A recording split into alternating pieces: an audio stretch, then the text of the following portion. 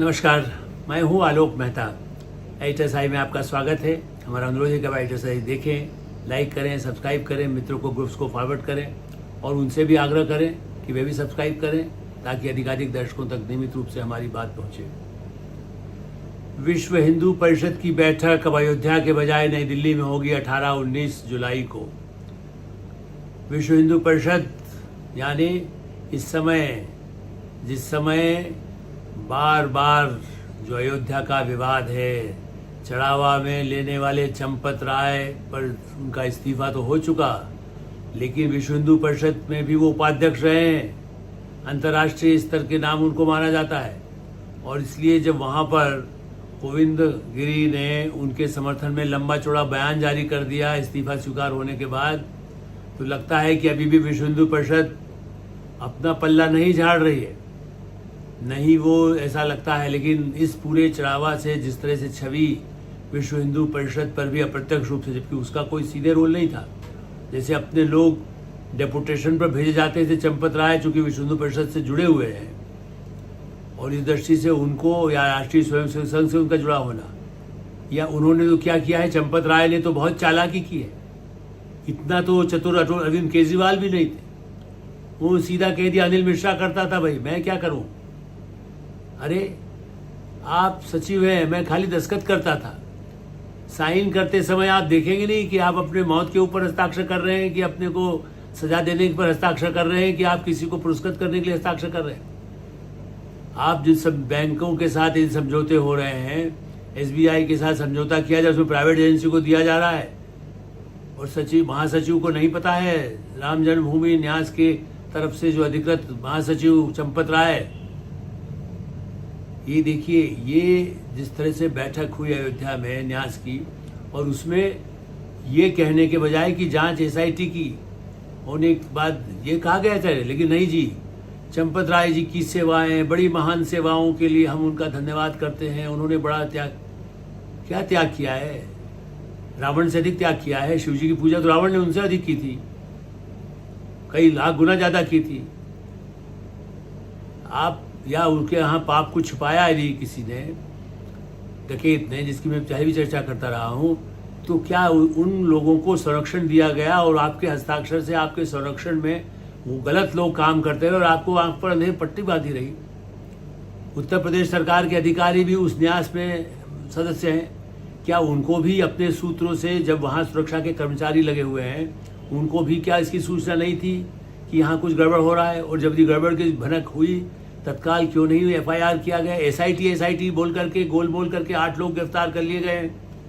उनको आप जो फांसी चढ़ाना चढ़ाएंगे, जो अदालत तो आज ही फैसला आया है, अहमदाबाद में बम विस्फोट करने वाले 2008 के हाई कोर्ट ने उनको फांसी, उन लोगों को 38, और उनमें से कई लोगों को जीवन मृत्यु का है, लेकिन आप 2008 के लिए अभी तक उनको सजा नहीं दिया सकी है।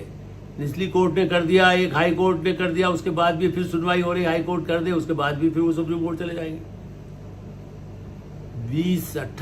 20 साल हो जाने के बाद भी जिस तरह के मुकदमों में यदि फैसला में फांसी तक नहीं होती, वहाँ इन 8 चढ़ावा के लिए किसी ने 2 लाख, 10 लाख, 20 लाख, 10 करोड़ जितना इधर से उधर हेरा फेरी किया, गहने लेकर के गायब हो गए। कई का तो रिकॉर्ड है, उन्होंने दिखा दिया कि आप आके देख लीजिए। श्रीमान कोषाध्यक्ष महोदय वो भी कहते मैं भी दस्तखत नहीं करता। चंपत राय दस्तखत करते हैं तो कहते मुझे मालूम नहीं है। भाई वाह, क्या रहस्यमय कहानी है। ये तो अपने आप में तिलस्म जैसे होता है ना, जासूसी की फिल्में होती हैं अपराधियों के लिए। भाई अपराधी उनको कहिएगा तो अपमान हो जाएगा, आप तो मानहानि का कर देंगे। मैं नहीं कह रहा हूँ, आरोपी यदि हैं, जिस पर दस्तखत यदि आपके हैं, जिस पर फैसले हुए हैं, जिस पर आपने नियुक्तियां की है, किसके दस्तखत से नियुक्ति की गई? एक उराव है जो कर्नाटक वाले, उनको कहा गया मीटिंग में नहीं आ रही आप। अनिल मिश्रा है, उनका इस्तीफा हो गया तो अनिल मिश्रा पर डाल दीजिए, ताकि किसी की तो बलि का बकरा बनाना है आपको। जैसे होता है ना, फलाना पहले कहा गया था कि अरविंद केजरीवाल ने कह दिया कि सिसोदिया कर रहा था, हमें नहीं मालूम। सिसोदिया ने कहा मैंने नहीं करा, सबूत मेरे पास में भी नहीं है। मामला अभी भी चल रहा है। शराब कांड घोटाले में जो गड़बड़ हुई 100 करोड़ की, उसका नहीं है। तो अब इससे कोई तुलना ही नहीं है। वहां तो सैकड़ों करोड़ के आरोप लगे हैं। अब आरोप सही है, गलत है, जैसा कहा गया, न्यास ने कहा नहीं, कुछ हुई और समय हमें मालूम हुआ, उसके बाद कार्रवाई शुरू हो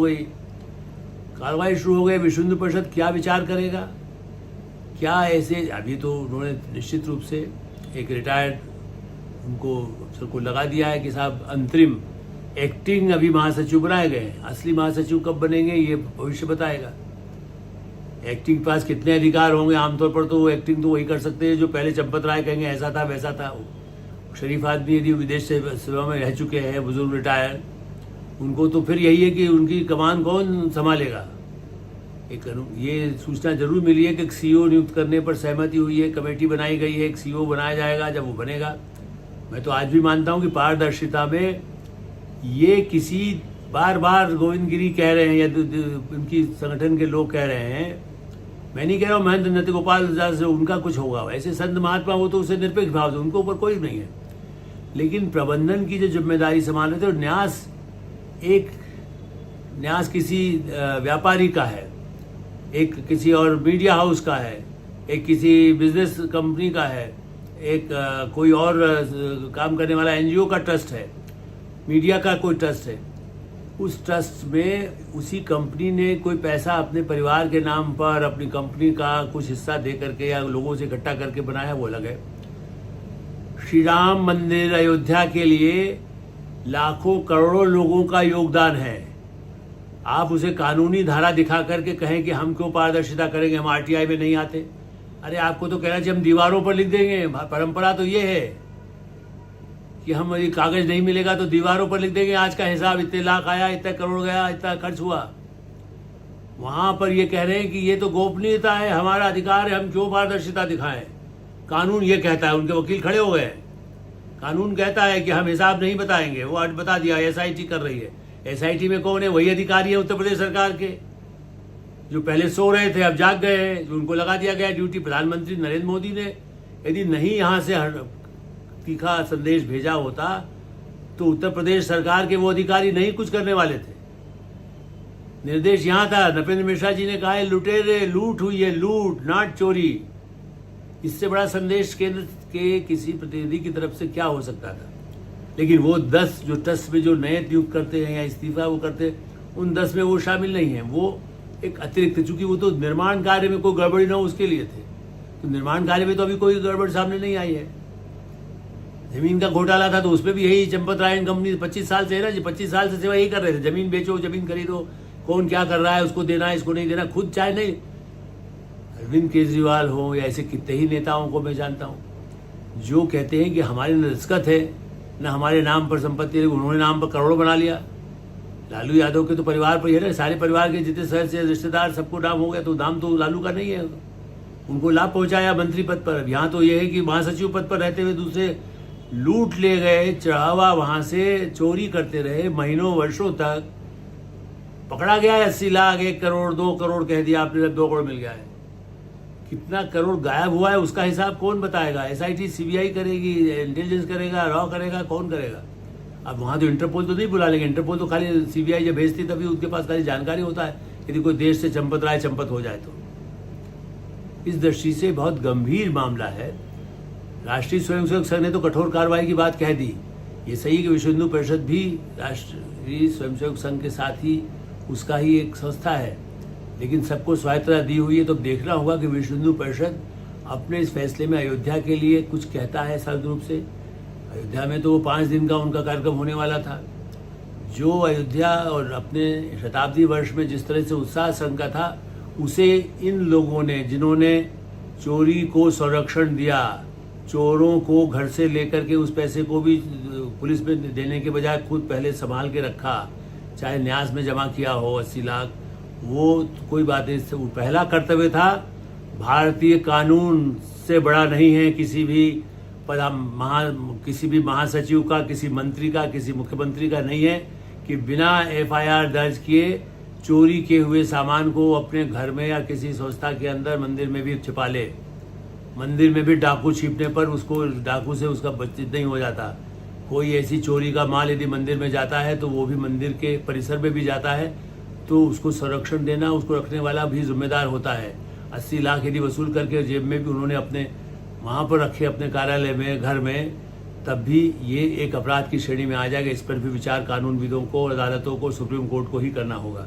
एटीएसआई में विराम देते हैं। आप एटीएसआई देखते रहें, लाइक करें, सब्सक्राइब करें, मित्रों को उसको फॉरवर्ड करें और आपकी कोई राय हो तो अवश्य अवगत कराएं। धन्यवाद, नमस्कार।